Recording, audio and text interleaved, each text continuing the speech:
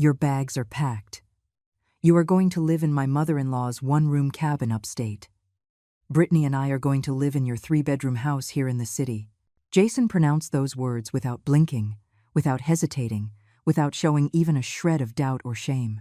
He was standing in front of me, in the middle of the living room of my own house, with his arms crossed and that cold look he had developed in recent months. A look that no longer saw me as his mother, but as a problem to be solved. I was sitting on the couch, the same one where I had rocked him when he was a colicky baby who wouldn't sleep, the same one where I had nursed him through chickenpox when he was 7, the same one where I listened to his teenage complaints about unfair teachers and traitorous friends. Now that couch, my couch, was part of the loot my own son wanted to claim as his. Brittany was standing next to him, with that posture of anticipated triumph. Her arms crossed, her chin raised, her lips pressed into a thin line that pretended to be a smile but only showed contempt. She said nothing, but she didn't need to. Her silence was total support. Her presence was absolute complicity. I looked toward the hallway, and there they were, indeed, 2 old suitcases. I recognized them immediately, because they were the same ones I had used to travel to my sister's funeral 2 years ago. I hadn't taken them out of the closet since then. Someone else had done it.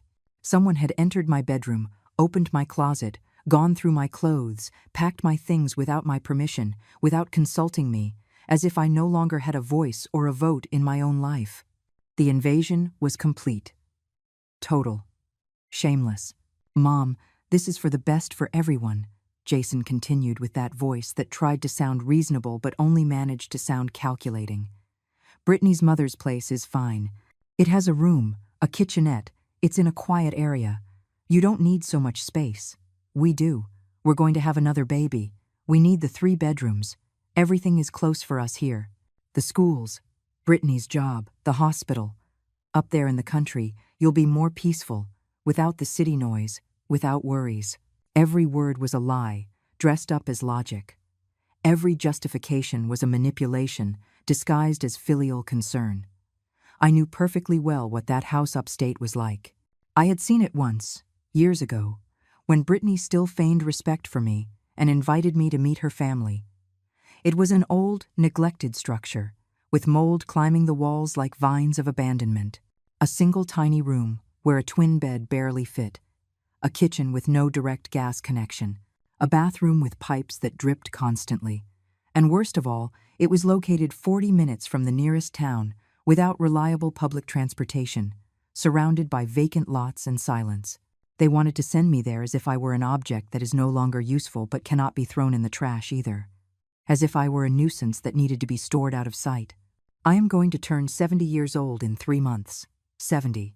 An age that should bring respect, tranquility, recognition.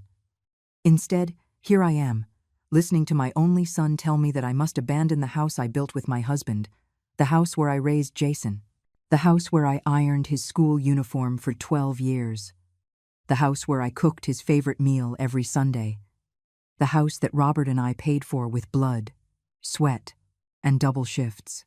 This 3-bedroom house is not just cement and bricks. It is every wall I painted, every crack I repaired, every plant I planted in the garden. It is the living memory of Robert, my husband, who died 6 years ago of a sudden heart attack, leaving me a widow but never leaving me homeless.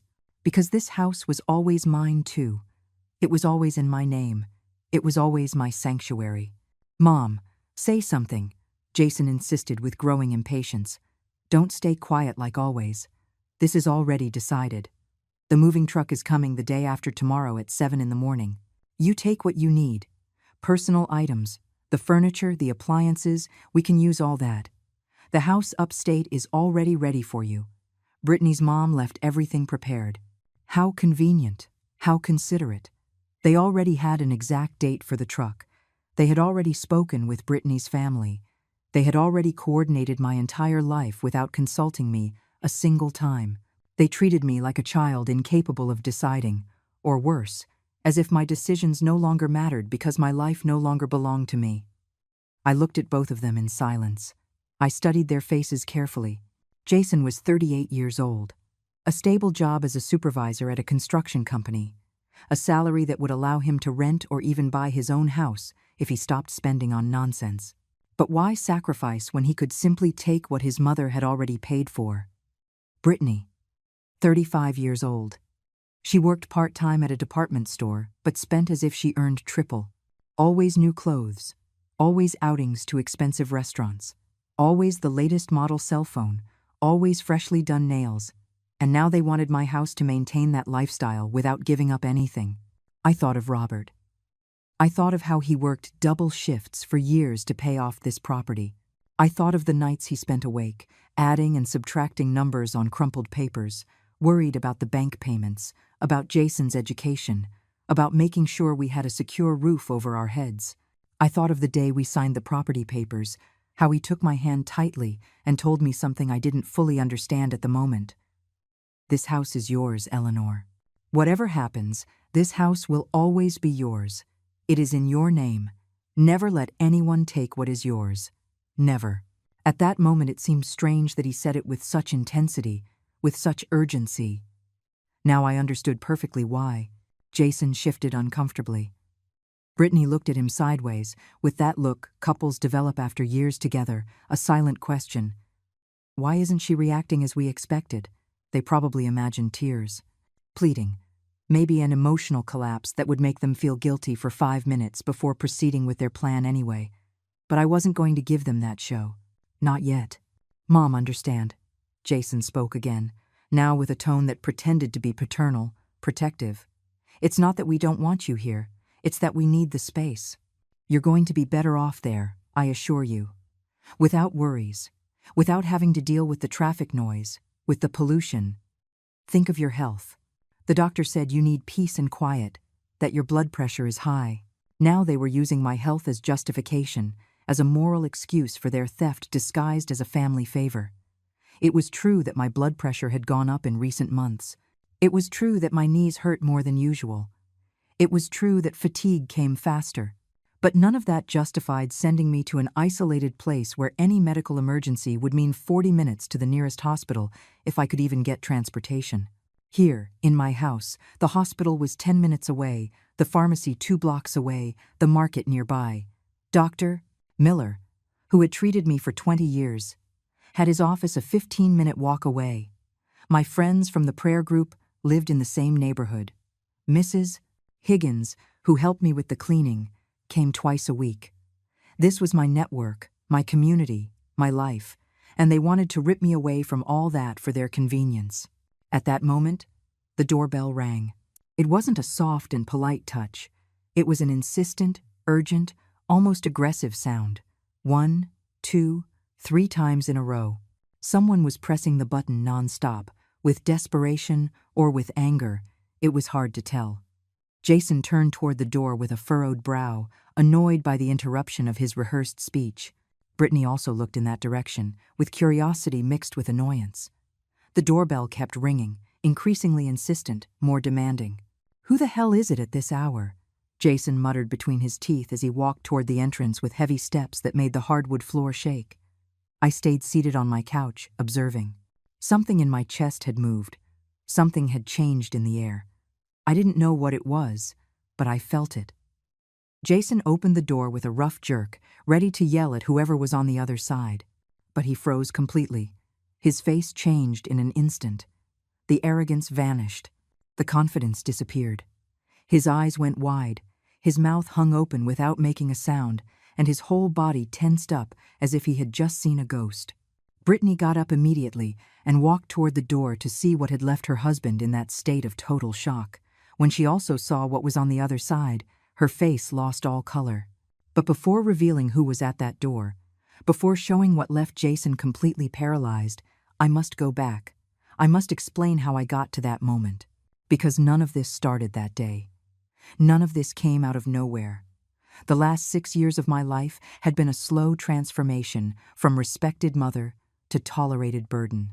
Since Robert died, since my husband closed his eyes for the last time in the hospital bed while I held his hand, my life changed in ways I never imagined. At first, Jason seemed worried about me. He came to visit me every week. He called me to ask how I was. He took me to the grocery store on Saturdays. But that attention lasted barely 3 months. 3 months of a concerned son before the mask began to fall. Then he met Brittany. She appeared in my life like a gust of fake smiles and empty compliments. "Mom Eleanor, what a beautiful house you have. Mom Eleanor, you cook deliciously. Mom Eleanor, how lucky Jason is to have a mother like you." Every word sweetened, every gesture calculated. I should have seen the signs from the beginning, but I was so hungry for company, so thirsty for affection after Robert's death, that I let the viper in without realizing it. They got married 8 months after meeting. A small wedding that I paid for almost entirely because they said they were saving for their future. I gave them $20,000 from my savings. $20,000 that Robert and I had saved for years for our old age, for emergencies, to feel safe. I gave it to them because Jason was my son and I wanted to see him happy. After the wedding, the visits became more spaced out. Once a week became once every 2 weeks, then once a month. The calls also decreased, and when they came, there was always an additional reason. "Mom, we need you to lend us $2,000 to fix the car. Mom, Brittany lost her job. Could you help us with $1,500 this month? Mom, we need money for the deposit on a bigger apartment." I gave. I always gave. Because that's what mothers do, right? We give until there is nothing left. A year ago, when their first son was born, I thought things would improve. I thought becoming a grandmother would soften the treatment, that it would bring back some of the affection that had disappeared. And for a few weeks, it did. They let me watch the baby while they went out. They called me when they needed me to cook. They asked me to wash baby clothes because I had more experience. But it wasn't love. It was convenience. I was useful, not loved. My days became routine and lonely. I got up at 6 in the morning, although I no longer had a reason to get up early. The body simply maintained the habit of decades. I made coffee just for myself, in the kitchen where I used to make coffee for 2. I ate breakfast looking at Robert's empty chair. I cleaned the house even though no one else dirtied it. I watered the plants in the garden that Robert had planted. I talked to them sometimes because it was better than talking to myself or not talking to anyone. On Tuesdays, I went to the market. On Thursdays, to the prayer group at church. On Fridays, Mrs. Higgins came to help me with the deep cleaning, although it was becoming harder for me to pay her because my savings were draining between my expenses, the medicines, and the constant loans to Jason that he never paid back. My blood pressure started going up 6 months ago. Dr. Miller, who had treated me since Jason was a child, prescribed pills and warned me. "Eleanor, your pressure is dangerously high. You have to reduce stress. You have to take care of yourself. At your age, a heart problem can be fatal. But how do you reduce stress when your only son sees you as a personal bank? When your daughter-in-law looks at you with barely disguised contempt? When you feel that your life no longer belongs to you, but exists based on the needs of others?" 3 months ago, the strange visits began. Jason arrived with Brittany and people I didn't know. They said they were friends, but I noticed how they looked at the house, how they evaluated the spaces, how they whispered among themselves while pointing at the rooms.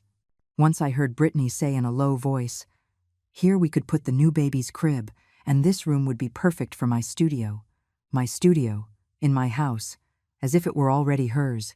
I tried to talk to Jason. "Son, what is happening? Why do you bring so many people to see the house?" He answered me with evasions. "They're just friends." "Mom, nothing is happening. You're paranoid. You should check those pills you take. Maybe they're affecting your head." I was going crazy, or they were making me believe I was crazy. The second option was the correct one. A month ago, Brittany started measuring the windows. She arrived with a tape measure and a notebook, and without asking permission, began taking measurements. I asked her what she was doing. She looked at me as if I were stupid. "It's for the new curtains, Mom Eleanor. Yours are already very old. I thought about renovating the decor of my house, without consulting me, without asking for my opinion." 2 weeks ago, Jason brought a man who said he was a property appraiser. He wanted to know how much the house was worth in the current market. I told him I didn't need to appraise anything because I didn't plan to sell.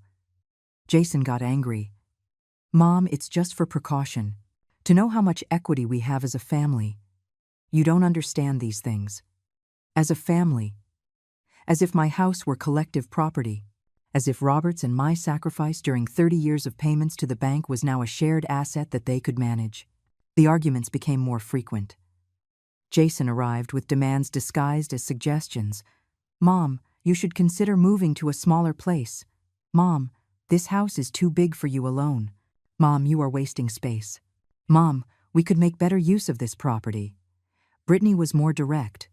One day, while we were drinking coffee in the kitchen, she told me point blank, "You are already elderly, Mom Eleanor. You can no longer take care of such a big house. We have plans. We have a future. You already lived your life. Already lived my life." As if at 69 years old, I were a walking corpse with no right to continue existing with dignity. I tried to talk to the few friends I had left. Margaret from the prayer group listened to me with sadness. "Oh, Eleanor, children these days aren't like before. There is no respect anymore. There is no gratitude. But what can you do? He is your son. He is your blood. What could I do?" That question tormented me every night while I lay awake in my bed, staring at the ceiling, feeling the weight of loneliness and betrayal. What does a mother do when her own son becomes her enemy? For weeks, I lived in a state of constant anxiety. Every time the phone rang, every time I heard a car stop in front of the house, my heart raced. What would they want now? What new humiliation was on the way? Until that day arrived, the day Jason walked in with Brittany, with that determined expression, with those suitcases already packed and my consent assumed, with that ultimatum disguised as a family solution. "Your bags are packed. You are going to live in my mother-in-law's one-room cabin upstate. We are going to live in your 3-bedroom house here in the city." And then the doorbell rang. Insistent, urgent, transforming everything. Jason was still paralyzed at the door, his hand still clutching the doorknob, his body rigid as if he had turned into a pillar of salt. Brittany was beside him, equally motionless, with her eyes wide open and her mouth slightly open in a gesture of surprise that bordered on horror. From my place on the couch, I couldn't see who was on the other side, but I could feel the change in the atmosphere. Something had entered my house that had completely broken the script they had prepared. "Mrs. Vance," I heard a female voice, firm and professional. "I am Catherine Sterling, attorney at law. I need to speak with you urgently regarding a legal matter of utmost importance. May I come in?" Catherine. My salvation had arrived exactly when I needed it. Exactly when I needed it most. Because what Jason and Brittany didn't know, what they never suspected because they completely underestimated me, was that I had stopped being the silent victim 3 weeks ago.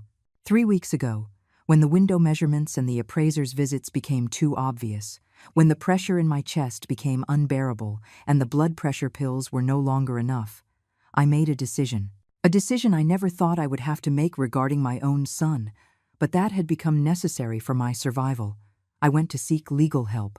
Attorney Catherine Sterling had been recommended to me by Margaret from the prayer group. Her niece had had a similar problem. A son who tried to keep his elderly mother's house using legal tricks. Catherine had helped her. She had put everything in order. She had protected the lady's rights. "She is a serious woman," Margaret told me. "She won't judge you. She won't make you feel bad for distrusting your own son. She is going to protect you." Catherine's office was downtown, in an old but well-maintained building. I climbed 3 flights of stairs because the elevator was broken, every step making my knees hurt, but I kept climbing because I knew my life depended on that visit. When I knocked on the door, a woman of about 50 opened it. Dark hair pulled back in a professional bun, thick-rimmed glasses, and a look that seemed to see through lies directly toward the truth. "Come in, Mrs. Vance." She was expecting me. Her office was small but tidy. Law books filled entire shelves. A dark wood desk was covered with folders organized by color. She offered me a seat in a comfortable chair across from the desk and sat on the other side, with a notebook and a pen, ready to listen. "Tell me everything from the beginning. Don't omit details.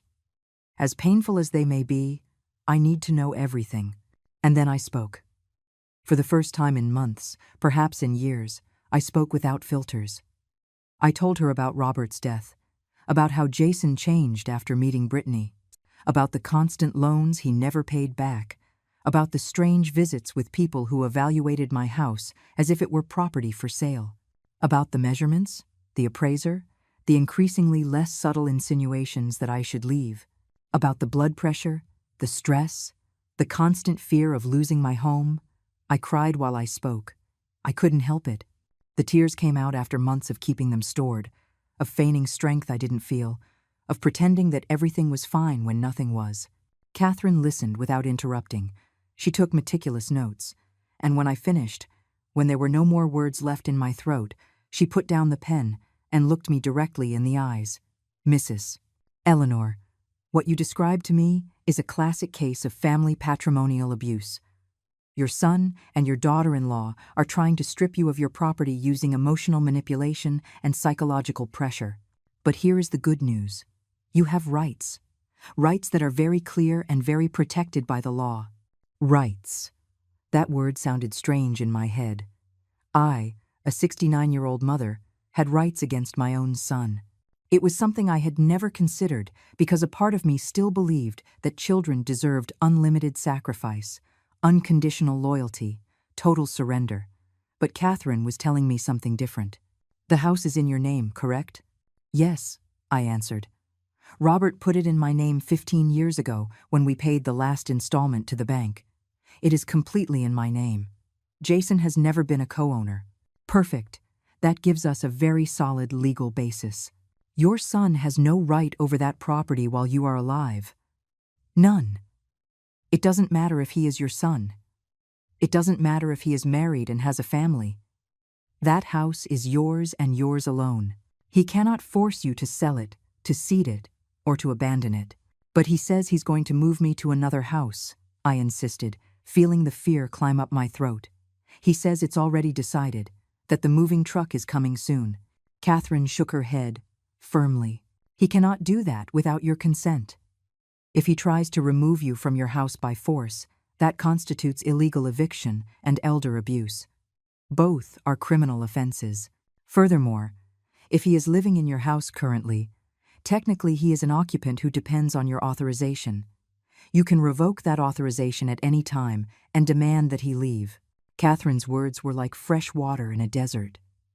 For the first time in months, I felt I could breathe. But he is my son, I said, because that maternal guilt never disappears entirely. I don't want to get him into legal trouble. I just want him to respect me, to let me live in peace in my own house. Mrs. Eleanor, I understand your feelings. But you must understand something important. Respect is not begged for, it is demanded. And sometimes, unfortunately, it must be demanded with legal tools. It is not wrong for a mother to defend herself from an abusive son. It is not wrong to protect what is yours. Maternal love does not mean accepting mistreatment. We spent 2 hours in that office. Catherine explained every legal option I had. We could send a cease and desist letter to Jason, warning him that any attempt to strip me of my property would have legal consequences. We could prepare documents confirming my full mental capacity to make decisions, anticipating any attempt to declare me incompetent. We could even initiate an eviction process if Jason refused to leave my house voluntarily after I revoked my authorization for him to live there. But there is something else I need you to consider, Catherine said seriously. Your health. You mentioned you have high blood pressure, that stress is affecting you gravely. Living in an environment of constant conflict, especially at your age, can be deadly. It is not an exaggeration. I have seen cases where prolonged stress caused heart attacks, strokes, total collapses. You need to protect yourself not only legally, but also physically and emotionally. You're right, I admitted. Sometimes I feel like my heart is going to explode. Sometimes I wake up in the early morning with a tight chest, unable to breathe well, thinking about what is going to happen, about how I am going to defend myself. That is why we need to act quickly and firmly. No half measures. No trying to reason with people who have already demonstrated that they do not respect your well-being. We need to set clear limits, protected by law, and execute them without hesitation. I paid Catherine $300 for the initial consultation. It was money I needed for my medicines for the month, but I decided that my freedom was worth more than any pill. She gave me her personal card and told me to call her immediately if Jason tried anything concrete, any real move toward evicting me or pressuring me more. During the next 3 weeks, Catherine and I stayed in constant contact. She prepared all the necessary documents. A notarized letter ready to be sent, a request for a restraining order to protect my property, a complete file documenting the pattern of abuse and manipulation. She even contacted an independent geriatric physician who could certify my full mental and physical capacity to make decisions, nullifying any argument that I was senile or confused. "Keep these documents always close," she instructed me in our last meeting before the day of the ultimatum. "If the situation escalates, if your son finally shows his true intentions, call me immediately. I will arrive with everything necessary to protect you." And that was exactly what I did. That morning, when I saw the packed suitcases and my permission assumed in the hallway, when I heard Jason pronounce those cruel words with such coldness, I knew the moment had arrived. While Jason spoke, while Brittany looked at me with contempt, I had discreetly taken my phone out of my dress pocket and sent a simple text message to Catherine.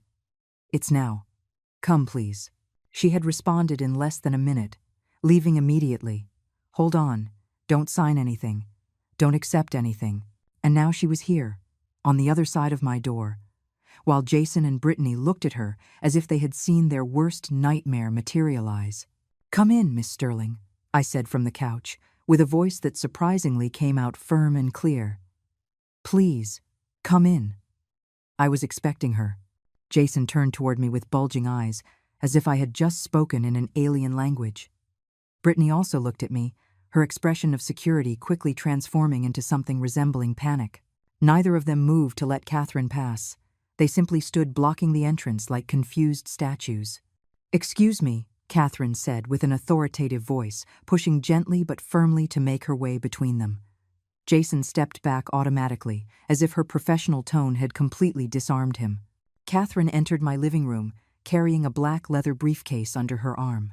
She wore an impeccable gray suit, closed low-heeled shoes, and that same serious and competent expression I had seen in her office. Behind her came 2 more people, a young man with a camera hanging around his neck and a middle-aged woman with a portfolio and an audio recorder in her hand. "Mrs. Eleanor Vance," Catherine began, addressing me but speaking loud enough for everyone to hear, "I am Catherine Sterling, your legal representative in this matter. I have come as we agreed to document and witness the situation occurring in your domicile today. These are my assistants, Mr. Norbert Quinn, forensic photographer, and Miss Helen Myers, a paralegal and notary public witness. Everything said and done from this moment on will be legally and officially recorded." Jason finally found his voice, although it came out trembling and high-pitched. "What? What is this? Mom, what is happening? Who are these people?" "These people," I answered, rising from the couch with all the dignity I could muster, "are my legal protection, because it turns out I do understand these things. Son, I understand perfectly when someone is trying to steal my house." "I am not stealing anything," Jason protested, his voice rising in volume. "This is a family decision. It is the best for everyone. You can't take care of this house alone, Mom. You need help." "I need help," I repeated, feeling the irony burn in my throat. "How interesting, because during the last 6 years, since your father died, you never came to offer me help to repair the roof when it leaked. You never offered to help me when the bathroom pipe broke and I had to pay $1,200 out of my pocket. You were never here when I fell in the garden and hurt my knee and had to call a taxi to go to the hospital. But now that you want my house, now you are worried that I need help." Catherine opened her briefcase while I spoke and took out a thick folder full of documents. The photographer, Norbert, began taking images of the living room, of the suitcases in the hallway, of the general environment. The notary, Helen, turned on her recorder and began to register the date, time, location, and persons present. "Mr. Jason Vance," Catherine said with an official voice, "I inform you that any attempt to strip Mrs. Eleanor Vance of her property constitutes financial abuse against an elderly person, a crime contemplated in the Penal Code with prison sentences ranging from 3 to 8 years. Furthermore, any attempt to evict her from her domicile without a court order constitutes trespassing and domestic violence." Brittany took a step forward, with hands on her hips, trying to recover some of her previous defiant attitude. This is ridiculous. We are her family. We only want the best for her. You can't come here and accuse us of being criminals, when the only thing we are doing is taking care of her. Taking care of her, Catherine repeated with a tone that made it clear how little she believed her. Packing her belongings. Without her consent. Telling her she must abandon her own house to go live in an inadequate place 40 minutes from the nearest hospital, knowing she has hypertension and needs accessible medical care. Telling her that her house now belongs to you. Yes, ma'am. Your definition of care is very particular. We didn't say the house belongs to us, Jason lied, his voice defensive. We only said we need more space and that she would be better off in a quieter place. Catherine took her phone out of her pocket and tapped the screen a couple of times. Then she turned up the volume. Jason's voice filled the room, clear and unmistakable. Your bags are packed.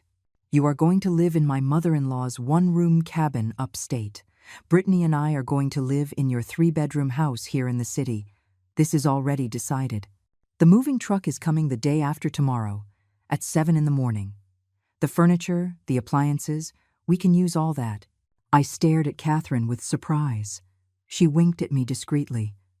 During our last meeting, she had given me a small recording device that looked like a decorative brooch.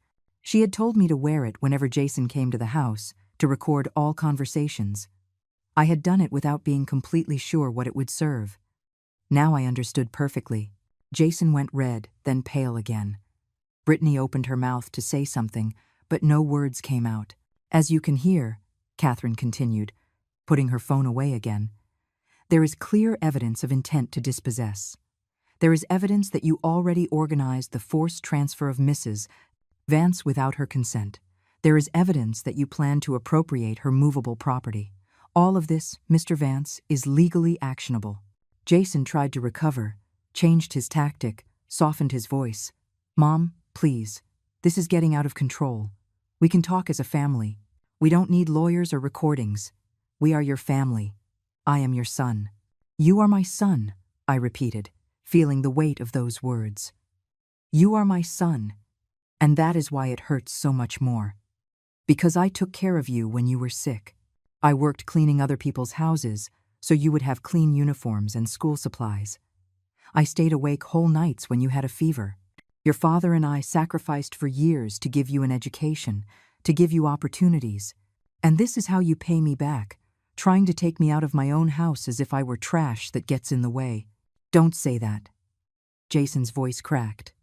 I don't think you are trash. I love you, Mom. If you loved me, I answered, feeling tears burn in my eyes but refusing to let them fall. You would have asked me what I wanted. You would have consulted me. You would have treated me with the respect I deserve. But you didn't. You decided for me. You packed my things without permission. You planned my life without including me. That is not love, Jason.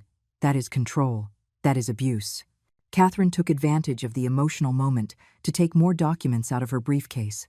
I have here several important documents, she announced. First, the title deed to this house, which confirms that Mrs. Eleanor Vance is the sole and legitimate owner.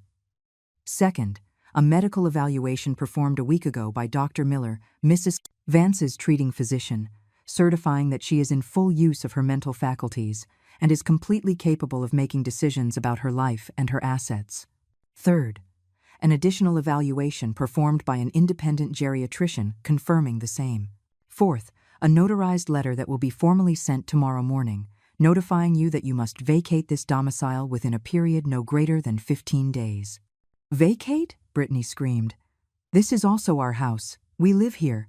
You can't kick us out just like that. Catherine looked at her with professional coldness.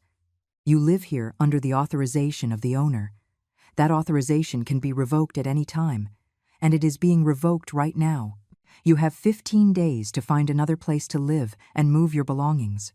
If you do not do it voluntarily, we will proceed with a forced legal eviction.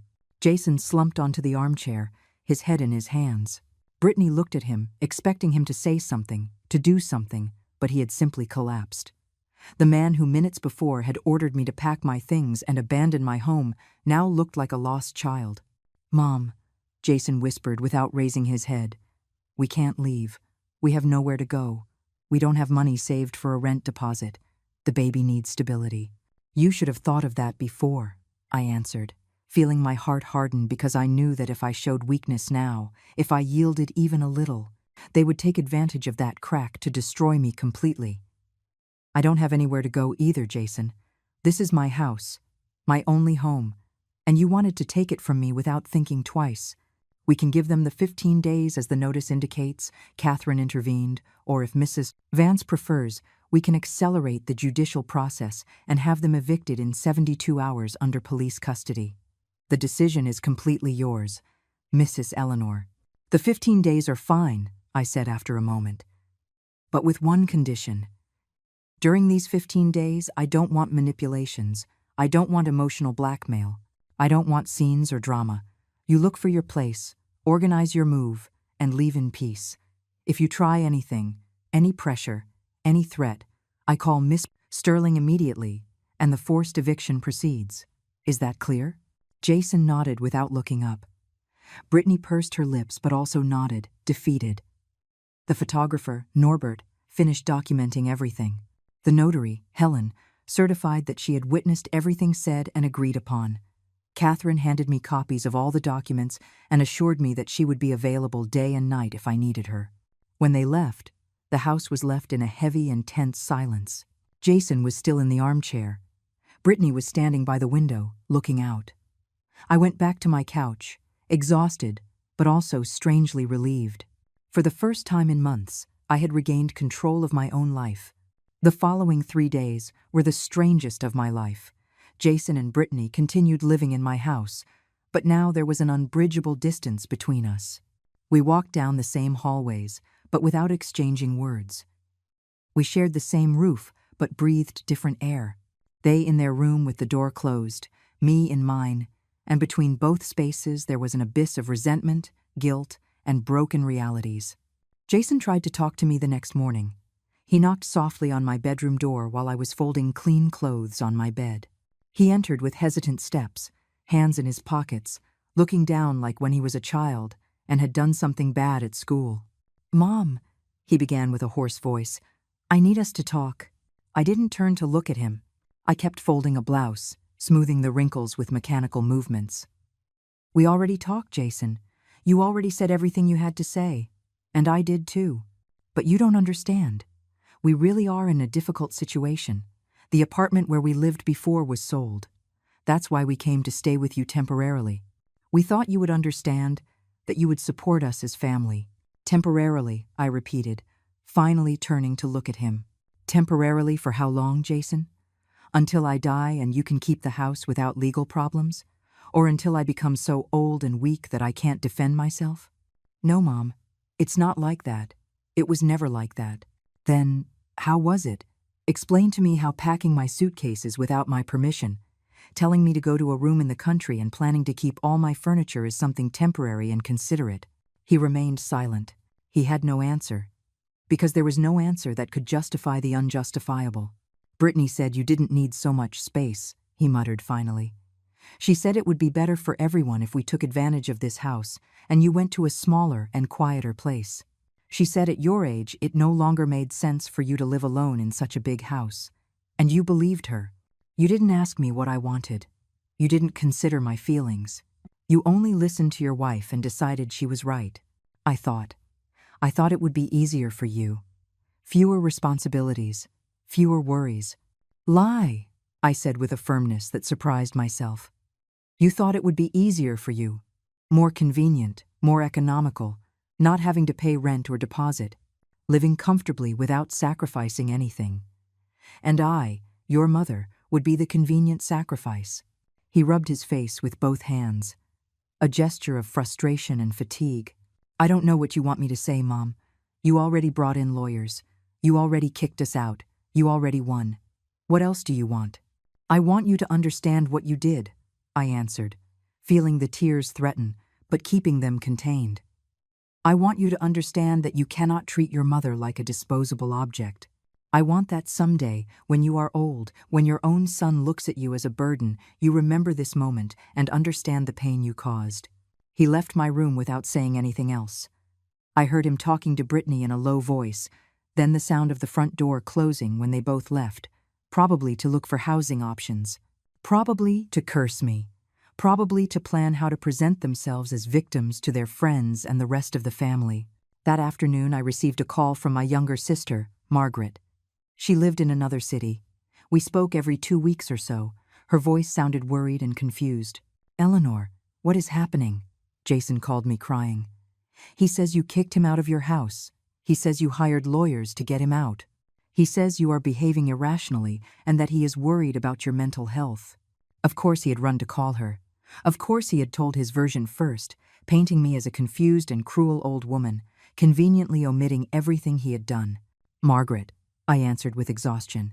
"Did he tell you that he packed my suitcases without my permission? Did he tell you that he planned to send me to live alone in a dilapidated cabin upstate while he kept my 3-bedroom house? Did he tell you that he never asked me what I wanted?" There was silence on the other end of the line. He said it was a temporary solution, that you agreed, that afterward everything would be resolved. Lies, Margaret, all lies, and I have it recorded. I have his voice telling me exactly what he was going to do. I have proof of everything. "Oh, Eleanor, I can't believe things have reached this point. He is your son, your only son, and I am his only mother. The mother who raised him, who fed him, who paid for his education. Does that count for nothing? Does the fact that he is my son give him the right to mistreat me? No, of course not. But there are ways to resolve things, bringing in lawyers, kicking him out of the house. That is going to break the family forever. The family is already broken, Margaret. It broke when he decided I was an obstacle instead of a person. It broke when he chose his convenience over my dignity. After that call came others. Distant cousins who hadn't spoken to me in years suddenly called to tell me I was exaggerating, that I should forgive, that family is the most important thing. All of them had heard Jason's version first. All of them saw me as the villain without knowing the full story. Only Margaret from the prayer group, who had recommended Catherine to me, supported me completely. "You did the right thing, Eleanor. Don't let anyone make you feel guilty for defending yourself. Children have no right to mistreat their parents. Love does not justify abuse." During those days, I also spoke several times with Catherine. She kept me informed of the legal steps, assured me that everything was in order, that the documents were being processed correctly. "How do you feel, Mrs. Eleanor?" she asked me in one of those calls. Exhausted, I admitted. Sad, but also relieved. For the first time in a long time, I feel I have control over my life. That is good. Keep that strength. The next few days can get difficult. Your son and daughter-in-law will probably try last-minute emotional manipulation. Psychological resistance is key. She was right. On the 4th day, Brittany knocked on my bedroom door. She entered without waiting for an answer. Something she normally did, but that now annoyed me profoundly because she no longer respected even that basic boundary. "Mom Eleanor," she began with a soft voice, almost sweet.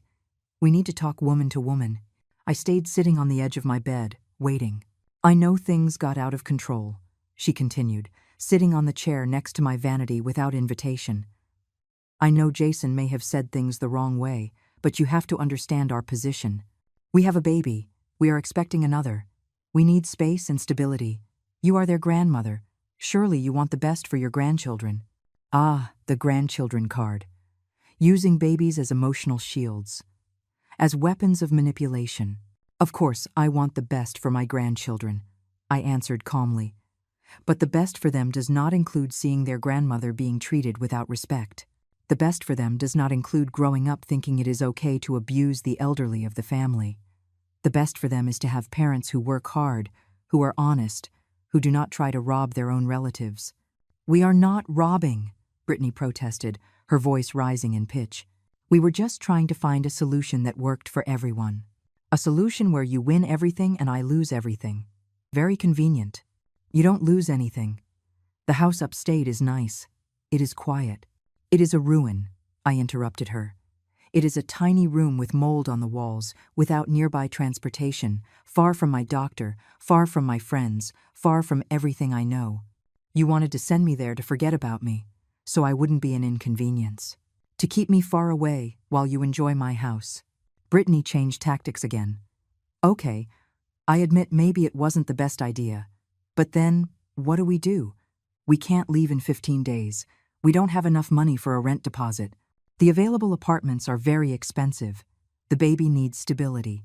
You should have thought about that before trying to take me out of my own house. Please. Her voice broke and tears began to roll down her cheeks. Tears that I don't know if they were genuine or calculated. Please, Mom Eleanor, give us time.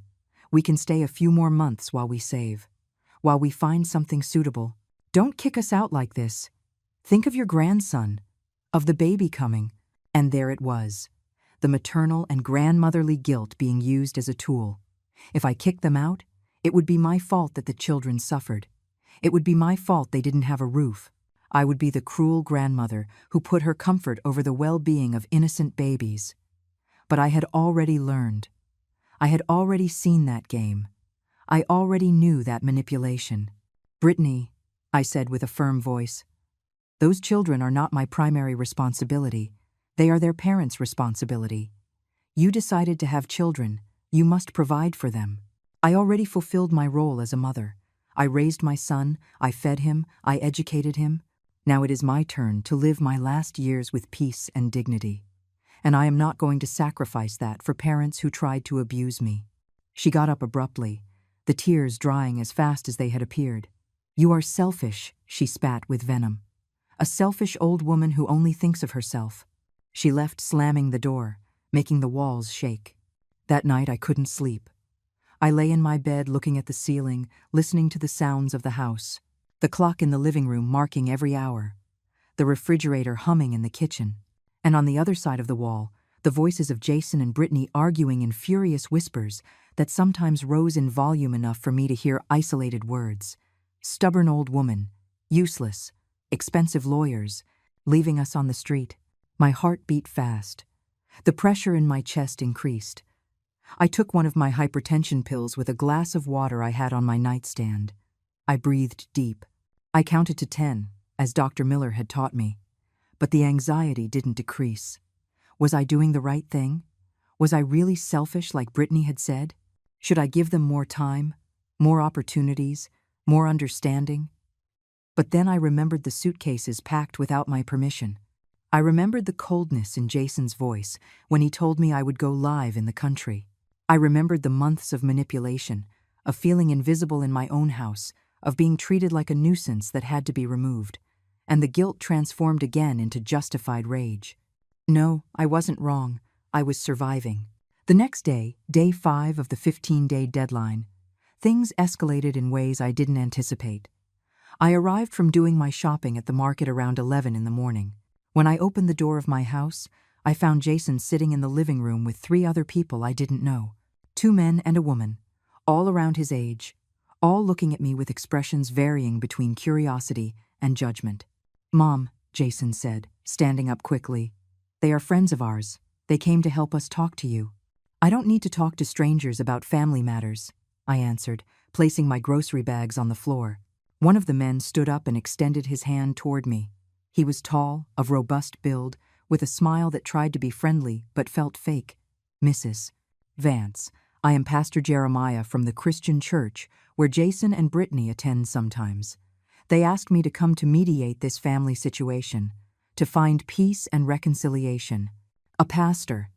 They had brought a pastor to emotionally pressure me using religion as a weapon. It was brilliant in its cruelty. Pastor, I answered without shaking his extended hand. I appreciate your interest, but this is not a spiritual matter. It is a legal matter about property rights and family respect. But ma'am, every matter can be resolved with dialogue, with forgiveness, with Christian love, Pastor Jeremiah insisted with a syrupy voice. The Bible teaches us to honor our parents, but it also teaches us that parents must be compassionate with their children. We must find a middle ground where everyone wins.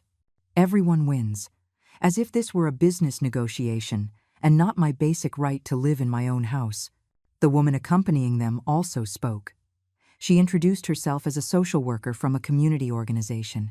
She said there were cases where elderly people made hasty decisions out of fear or confusion, and that she could help evaluate if I really understood the consequences of my actions.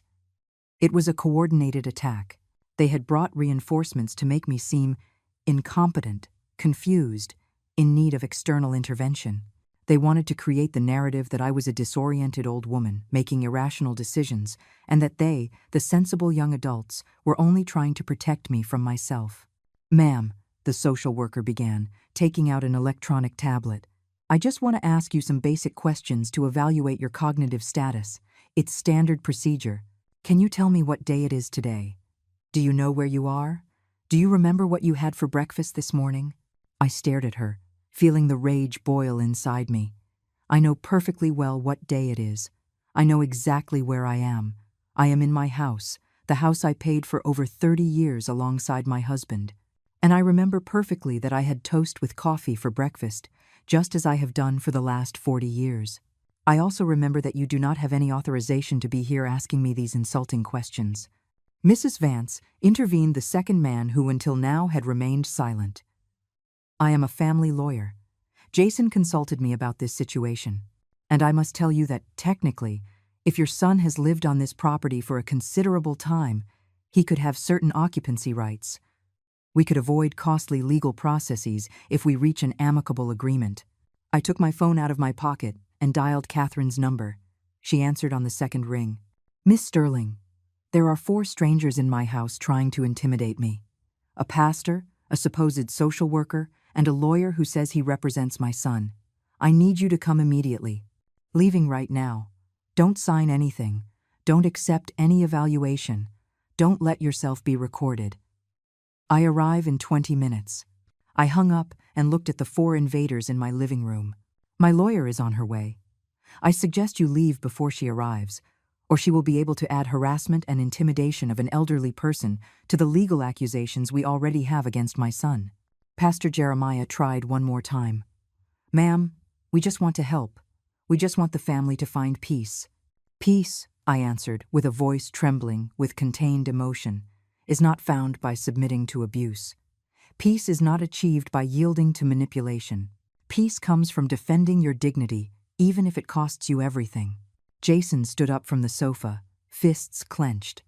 "Mom, you are ruining everything. You are destroying this family. All for a house, for walls and a roof. Is this house worth more than your own son?" And there was the question he wanted me to answer incorrectly. The trap question. If I said yes, I was the cruel mother who valued material things over her son. If I said no, then I should cede the house because my son was worth more. But I didn't fall into those traps anymore. This house, Jason, represents 30 years of your father's work. It represents my security, my stability, my future, and you ask me if it is worth more than you. But the real question is, am I worth so little to you that you can take everything from me without remorse? There was no answer. Only heavy silence and uncomfortable looks. When Catherine arrived 20 minutes later, the 4 visitors left quickly, muttering excuses and hurried goodbyes. The following days were a silent war. Jason and Brittany stopped trying to convince me directly, but their tactics became subtler and crueler. They began to deny me access to certain areas of my own house. Brittany left clothes washing in the machine for hours so I couldn't use the washer. Jason occupied the main bathroom for prolonged times, precisely when he knew I needed to use it. They stopped buying food to share. Before, although things were tense, we still bought some groceries together. Now they kept their food on the top shelf of the refrigerator with a note that said, "Do not touch," as if I were a thief in my own kitchen. Worse still, they began receiving visitors at inappropriate hours. Friends who arrived at 10 at night and stayed until the early morning, talking loud, laughing uproariously, making it impossible for me to sleep. When I asked them to lower the volume, they ignored me completely or answered with sarcasm. "Oh, sorry, Mom. It's your house, sure, but it is also where we live." For now, it was calculated harassment. They wanted to make my life impossible so I would yield, so I would beg them to stay just so peace would return. Or they wanted to provoke me until I exploded, until I did something they could use against me, some reaction that allowed them to paint me as unstable or aggressive. But I didn't give them that satisfaction. Every time the noise was unbearable, I called Catherine and she documented the incident. Every time they denied me access to something in my own house, I took photographs and saved evidence. I was building a file of systematic abuse. On the 10th day, Brittany did something that crossed a line I didn't know existed. She entered my room while I was at the market and took several pieces of jewelry that Robert had given me throughout our marriage. They weren't expensive pieces, they weren't worth thousands of dollars, but they had immense sentimental value. Rings, earrings, a necklace he gave me on our 20th anniversary. When I returned and opened my jewelry box, I found the space empty where they should have been. I felt the floor move under my feet. It wasn't just the theft, it was the total invasion. It was the violation of the last thing I had left of privacy and security. I came out of my room, shaking with rage, and found Brittany in the living room, painting her nails as if nothing had happened. "Where is my jewelry?" I said, with a voice trying to stay calm but coming out broken. She looked up with an expression of fabricated innocence. "What are you talking about, Mom Eleanor? You know perfectly well what I'm talking about. You entered my room and took my jewelry, the ones that were in my jewelry box. I didn't take anything. Maybe you lost them. At your age, it is normal to forget where you put things." There it was again, the attack on my mental competence, making me seem senile, forgetful, confused. "Give them back to me now," I demanded, my voice rising in volume. "They are not valuable to you, but they are to me. They were my husband's. Like I'm telling you, I don't know anything about that. Maybe Jason moved them. Or maybe you put them somewhere else and don't remember." I called Catherine immediately. This time, she didn't just come alone. She came accompanied by 2 police officers. When Brittany saw the uniforms enter the house, her expression changed from mockery to panic. "Ma'am," said one of the officers, "a theft of personal property has been reported. We need to ask some questions."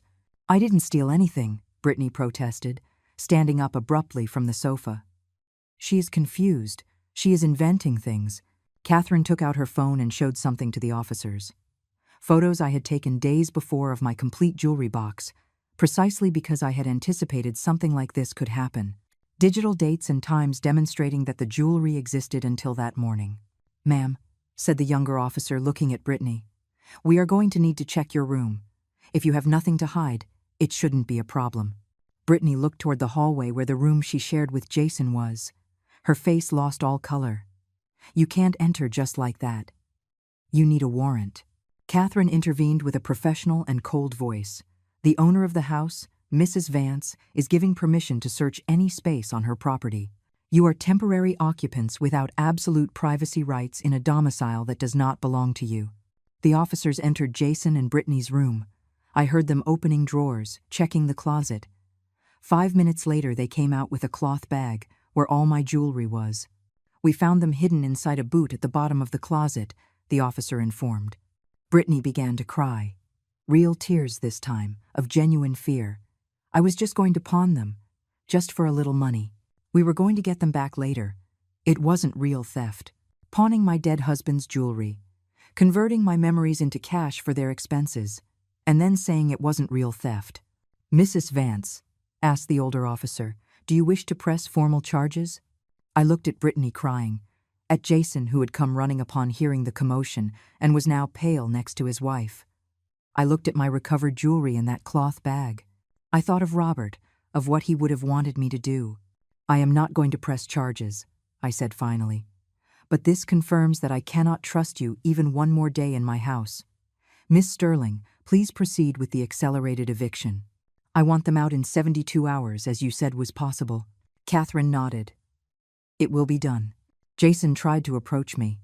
"Mom, please." Brittany made a mistake. She is desperate. We are desperate. Don't do this to us. You did this to yourselves, I answered, feeling the tears finally roll down my cheeks. Every decision you made, every manipulation, every lack of respect, you dug this hole. Now you have to live in it. The police left after documenting everything. Catherine stayed another hour, ensuring the accelerated eviction papers were in order. When she finally left, I remained alone in my living room, holding the bag with my recovered jewelry, crying for the family I had lost, for the son I once loved and who was now a cruel stranger, but also crying with relief. Because in 72 hours my house would be mine again. My life would be mine again. My dignity finally would be restored. The following 72 hours were a whirlwind of frantic activity and contradictory emotions. Jason and Brittany packed their belongings with rough and noisy movements, banging boxes against walls, dragging furniture across the floor, making all the racket possible as a last act of rebellion. Every noise was a reproach. Every slam of a door was a silent accusation. Catherine had hired a court officer who supervised the eviction process to ensure nothing of mine was taken, that the property wasn't damaged, that they complied with the exact legal terms. The man sat in the living room with a portfolio, taking notes, observing everything with a neutral and professional expression. The night of the second day, Jason knocked on my bedroom door. It was almost midnight. I was lying down, but not asleep, because sleeping had become impossible with all the tension floating in the air like toxic smoke. "Mom," his voice sounded broken, tired. "Can I come in?" He hesitated. Part of me wanted to tell him no, that it was too late for conversations, that everything we had to say to each other had already been said. But another part, that maternal part that never dies completely, no matter how much damage it has received, wanted to listen to him one last time. "Come in," I said finally. He entered and sat on the edge of my bed, in the same place where he used to sit when he was a child and had nightmares, when he came to my room in the early morning, seeking comfort and safety. Now he was a 38-year-old man, but the gloom of the bedside lamp made him seem like that scared child again. "I ruined everything," he said without looking at me. "I ruined the relationship with you. I ruined my family. And I don't even know how I got here." "You got here," I answered with a soft but firm voice, "by making decisions, one after another. Decisions that put your convenience over my well-being. Decisions that treated me as an object instead of as your mother. I really thought it was for the best. Brittany convinced me that you would be better off in a quieter place, that we needed this house more than you, that it was fair because you had already lived your life and we were barely starting ours. And you believed her without asking me, without considering my feelings, without thinking that perhaps your mother still has the right to live her life with dignity. I know now, but at that moment everything made sense. We were desperate, without money, with a son and another on the way. The pressure was too much. Jason, pressure does not justify abuse. Desperation does not give you the right to trample on others, especially not the person who gave you life, who raised you, who sacrificed everything for you." He covered his face with his hands and began to cry, deep sobs that shook his shoulders. I extended my hand and placed it on his back, an automatic gesture of maternal comfort that my body made before my mind could decide if it was appropriate. "I don't know what we are going to do," he said between sobs. "We have nowhere to go. The only places we found are small apartments in dangerous areas that cost more than we can pay. We are going to end up in a shelter or on the street." Part of me wanted to give in. Part of me wanted to tell him to stay, to forget everything, to try again. But I knew that if I did that, if I showed weakness now, the whole cycle would begin again. The manipulation would return. The abuse would repeat. And next time perhaps I wouldn't have the strength to defend myself. "You should have thought about that before," I said, removing my hand from his back. "I gave you opportunities to rectify. I gave you chances to apologize genuinely and change your behavior. Instead of that, you brought strangers to pressure me. Brittany stole my jewelry. You made my life impossible in my own house. Every action had a consequence. This is the consequence. So you really are going to leave us on the street, your own son, your grandchildren. I am not leaving you on the street. I am taking you out of my house. There is a difference. You are adults. You have jobs. You have the capacity to find solutions. But those solutions cannot continue to be at the expense of my well-being." He stood up from the bed, wiping his tears with the back of his hand. "I will never forgive you for this," he said with a voice full of bitterness. "Never. And I will never forget what you did to me," I answered. "But even so, I hope someday you understand. I hope when you are old, when you need someone to treat you with dignity, you remember this moment and be a better person than you were with me." He left my room without saying anything else. It was the last real conversation we had. On the third day, At 3 in the afternoon exactly, the moving truck arrived. Jason and Brittany loaded their things with the help of 2 men they had hired. Boxes, bags, the baby's crib, clothes, all their personal appliances.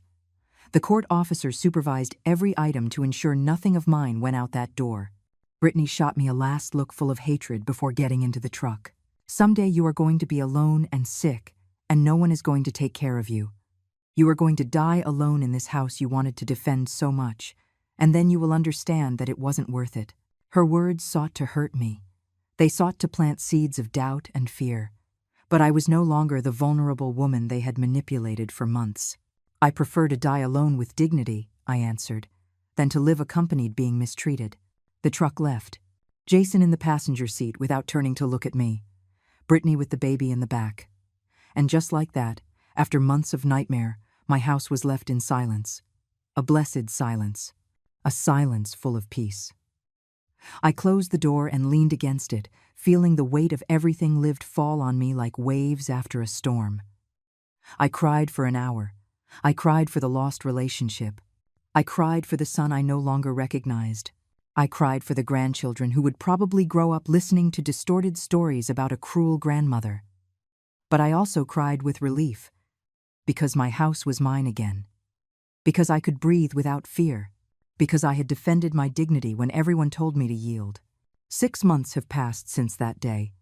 6 months since Jason and Brittany left my house taking their resentment and their threats with them. 6 months of rebuilding my life, of learning to live again without the constant weight of fear and manipulation. The first days were strangely difficult. The house felt too quiet, too empty. I walked down the hallways and expected to hear noises that were no longer there.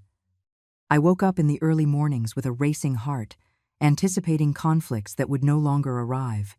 Trauma does not disappear immediately just because the threat is gone. But little by little, day after day, I began to heal. I painted the walls of my room a soft yellow color that I had always liked but never dared to use. I hired Mrs. Higgins to come 3 times a week instead of 2, not so much because I needed more help, but because I enjoyed her company and her conversations. I fixed up the garden I had neglected during months of anguish, planted new flowers, pruned the bushes Robert had planted years ago. I resumed my activities in the prayer group. Margaret welcomed me with a long, tight hug. The other women, who had heard distorted versions of what happened, gradually got to know the truth and offered me their support. Some shared their own stories of ungrateful children, of families that had tried to dispossess them, of having to defend themselves when the world told them to sacrifice everything. My blood pressure went down. Dr. Miller was surprised and pleased. "Eleanor," he told me during my last consultation, "I don't know what changed in your life, but your health has improved notably. Your levels are almost normal. Keep it up." What changed, I explained to him, was that I regained my peace. I regained my dignity. And that is worth more than any medicine. Jason tried to contact me twice during these 6 months. The first time was a text message 3 weeks after the eviction. A short and cold message. "Mom, we need to talk. I have things to tell you." I didn't answer. There was nothing I needed to hear. The second time was a month ago, a phone call that I let go to voicemail. His recorded message said, "Mom, I know things ended badly, but we are family. We should at least try to fix this. The kids miss you. I miss you. Call me." But there was no real apology in his words. There was no genuine acknowledgement of what he had done.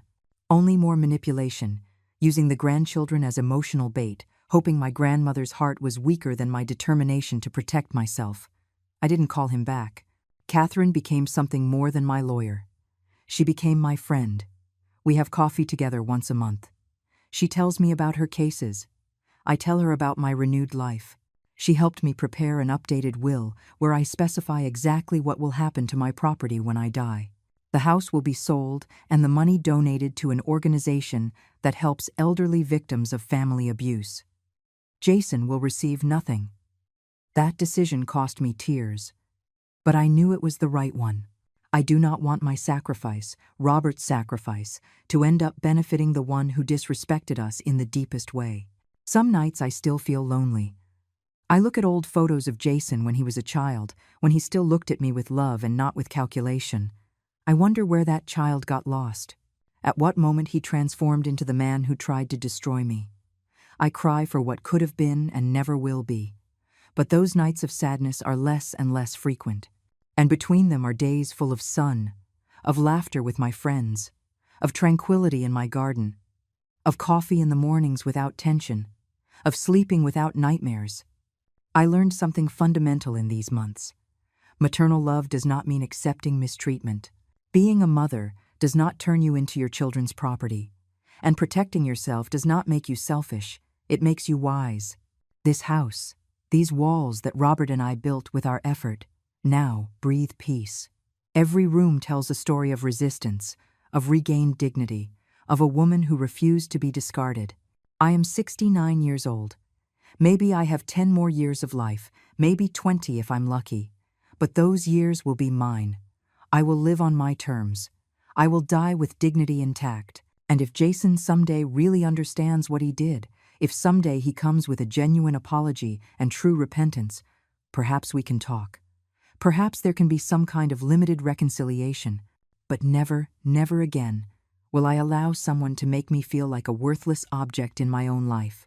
Because I learned the most important thing. Respect is not begged for, it is demanded. Dignity is not negotiated, it is defended. And love that destroys is not love at all. I am Eleanor Vance. I am 69 years old. I survived my own son's attempt to destroy me. And I am here, standing, in my house, living the life I deserve. Finally at peace.